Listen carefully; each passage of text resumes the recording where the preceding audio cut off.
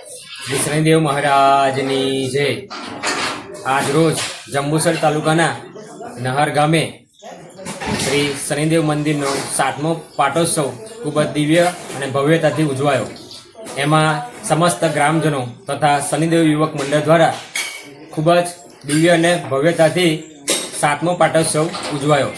એમાં દરેક તાલુકાના અને ગામના તમામ ભાવિક ભક્તોએ ખૂબ જ લાભ લીધો। સવારમાં 8 વાગે મહાપૂજાનું આયોજન કરેલ ને 9 વાગે ખૂબ જ દિવ્ય અને ભવ્યતાથી ડાયરાનું આયોજન કરેલ।